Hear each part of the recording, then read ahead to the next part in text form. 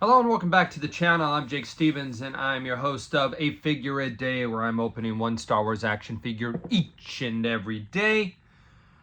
Well, yesterday I had too much fun opening Dr. Evanson from the new Retro Collection box set. This one, which is still being a little challenging for folks to track down because of canceled pre-orders by Target.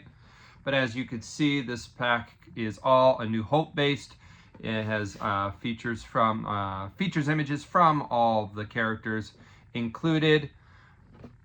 5 out of 6 of these are brand new, with Walrus Man being the only reissue.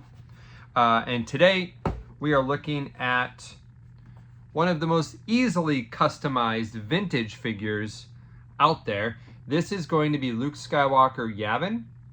And when I say customized, what we did as a kid is we boil and pop is what the term is. When you put these in, close to boiling water, you can pop them apart.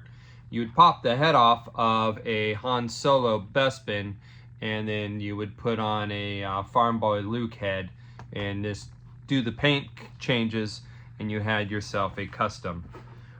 This figure has also been made by other, third-party companies. Pretty easy one to do. We're going to get him out of the package. Card looks great for the image that they chose.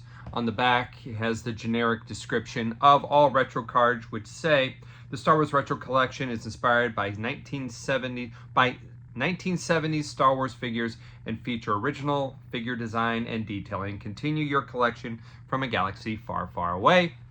And it lists the 6 figures in this box set.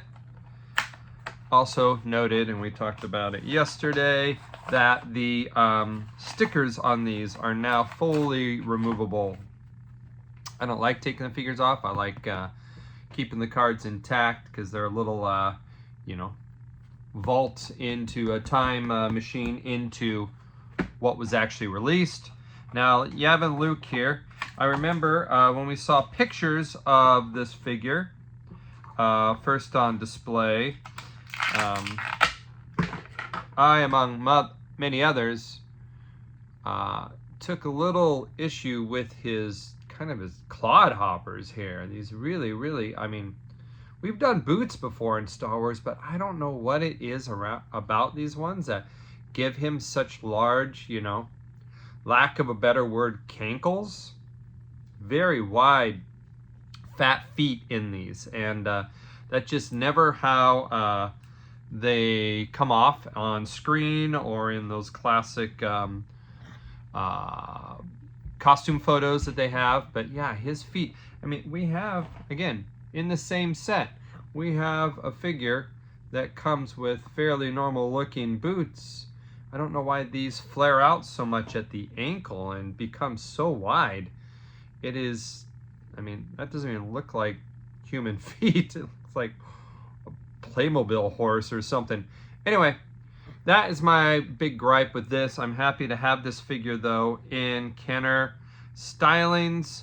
It's got the Kenner sculpt here, as you can see, with the limited paint articulation. Comes with 2 accessories. He comes with a Yavin medal, unpainted. So it's just one piece of plastic there. No deco on that.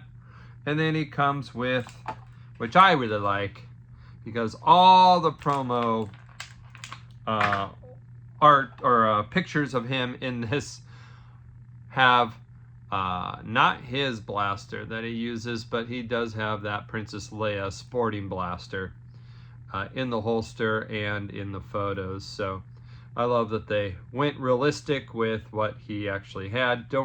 I don't know the background of why he has her blaster here, which wouldn't be the same one from Yavin. No. Did we ever find out what happened to the Tantive? It was taken over by the Empire. It's in dry dock somewhere, I guess. So she wouldn't have this. This wouldn't be Leia's actual blaster, but he holds it fairly well in his hand. And yeah, we got ourselves a Yavin Celebration Luke. This figure, though, makes me so much more want some Andor figures because, and all the fun memes out there, they would be sitting in the crowd going, who's this farm boy? What's he done? Not knowing his probably background, and him not knowing their spy networks and sacrifices and all sorts of stuff that went down at the Battle of Yavin. All right, there he is. It's our second retro collection. Of course, we have a bunch more to do because we're behind on retro collection. But we still have one more Droid Factory figure to get out, but it's a multi-pack, so I'm going to have to take a little time with that one. And that'll probably be the next one we do from the Droid Factory since we're all complete. But for today, Luke, I almost said Bespin. Luke Yavin's in the books, and until tomorrow, may the figures be with you one day at a time.